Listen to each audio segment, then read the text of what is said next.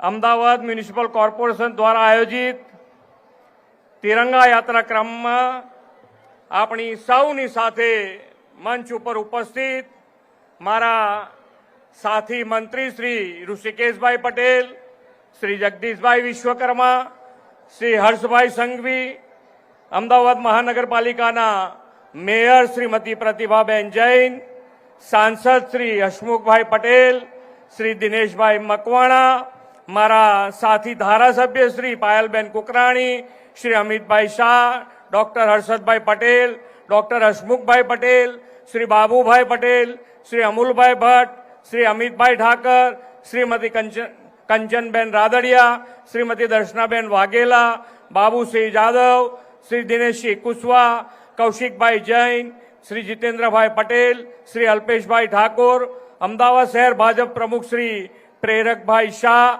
પૂર્વ સાંસદ શ્રી કિરીટભાઈ સોલંકી, પૂર્વ ધારાસભ્ય શ્રી પ્રદીપભાઈ, માયાબેન, રાકેશભાઈ, અરવિંદભાઈ, નિર્મલાબેન, અમદાવાદ શહેરના પ્રભારી શ્રી રજનીભાઈ પટેલ, ડેપ્યુટી મેયર શ્રી જતીનભાઈ પટેલ, સ્ટેન્ડિંગ ચેરમેન શ્રી દેવાંગભાઈ દાણી, પક્ષના નેતા શ્રી ગૌરાંગભાઈ પ્રજાપતિ, કમિશનર શ્રી બંછાનિધિ પાની, police commissioner Shri GS Malik, collector Shri Sujit Kumar, આમંત્રિત સર્વે આપ મહાનુભાવો, પ્રેસ મીડિયાના મિત્રો, સૌને મારા નમસ્કાર।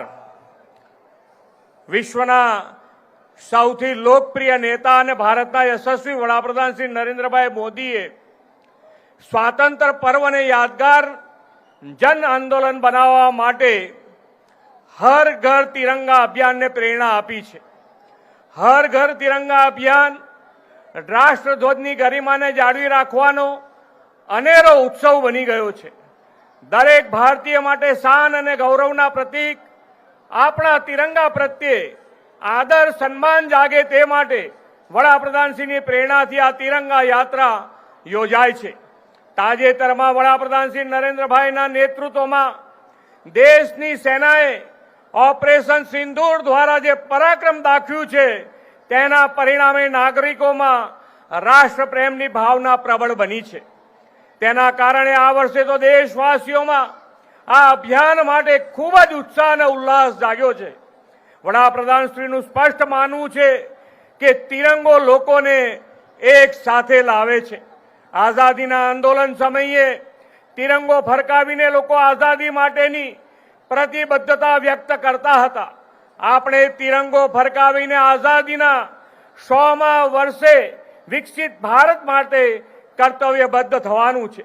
આ વર્ષે તેમણે તિરંગા યાત્રામાં સ્વચ્છતાનો નવો આયામ ઉમેરીને સૌ નાગરિકોમાં દેશભક્તિની સાથે સાથે સ્વચ્છતાનો નાગરિક કર્તવ્ય ભાવ પણ જોડવાનું આહવાન કર્યું છે।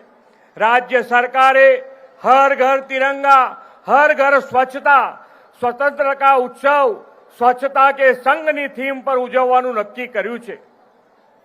વડાપ્રધાન શ્રી હર ઘર તિરંગા અભિયાન દ્વારા નેશન ફર્સ્ટની ભાવના જન જનમાં જગાડી છે। આપણે આ તિરંગા યાત્રા દ્વારા દેશને વિકાસ પથ પર વધુ આગળ લઈ જવા માટે કટિબદ્ધ થવાનું છે। તિરંગા યાત્રામાં રાષ્ટ્રભાવની સાથે સાથે સ્વચ્છતાનો પવિત્ર સંદેશ પણ આપણે ઘરે ઘરે સુધી પહોંચાડવાનો છે। આપણા મહાનગરને તો દેશમાં 10 લાખથી વધુ વસ્તી ધરાવતા શહેરની કેટેગરીમાં સૌથી સ્વચ્છ શહેરનો એવોર્ડ પણ મળ્યો છે।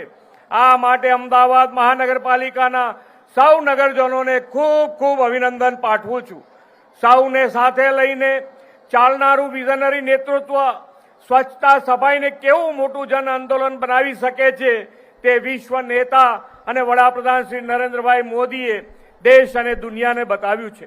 વડાપ્રધાન શ્રી નરેન્દ્રભાઈ મોદીએ આપણને સ્વચ્છતાની સાથે સ્વદેશી અને વોકલ ફોર લોકલનો પણ મંત્ર આપ્યો છે। આપણે સૌ દેશમાં બનેલી વસ્તુઓને પ્રોત્સાહન આપી આપણા સ્થાનિક કારીગરો અને નાના વેપારીઓ પાસેથી ખરીદી કરીને આપણા દેશના ખેડૂતો, કારીગરો અને શ્રમિકોના હાથ મજબૂત કરીએ। વોકલ ફોર લોકલ એટલે આપણા સ્થાનિક ઉત્પાદનોની ગુણવત્તાને વિશ્વ સમક્ષ રજૂ કરવી અને ભારતને આર્થિક રીતે આત્મનિર્ભર બનાવવું। વોકલ ફોર લોકલ આપણને આર્થિક આઝાદી તરફ લઈ જશે અને આપણા તિરંગાને વિશ્વમાં વધુ ગૌરવ અપાવશે. સ્વદેશી અપનાવી હર ઘર તિરંગાની સાથે સ્વચ્છતાની જ્યોત પણ રાજ્યના ખૂણે ખૂણે પહોંચાડીશું તેવા વિશ્વાસ સાથે વિરમું છું. ભારત માતા કી જય. વંદે માતરમ. જય જય ગરવી ગુજરાત. ભારત માતાની. તો દેશભરમાં 79મા સ્વતંત્રતા દિવસની ઉજવણી કરવામાં આવી રહી છે. યાત્રાને ધ્વજવંદિત પ્રસ્થાન કરાવશે અને સાથે સાથે યાત્રામાં જોડાશે.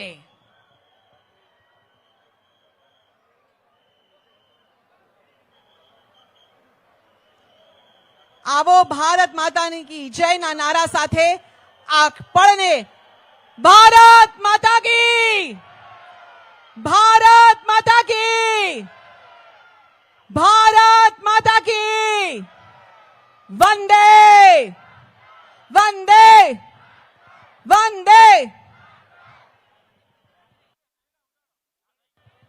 માન્ય મુખ્યમંત્રી શ્રી, માન્ય મંત્રીશ્રીઓ, માન્ય મેયરશ્રીએ આપણો તિરંગો ફરકાવી અને આ ભવ્ય તિરંગા યાત્રાનો શુભારંભ કર્યો છે.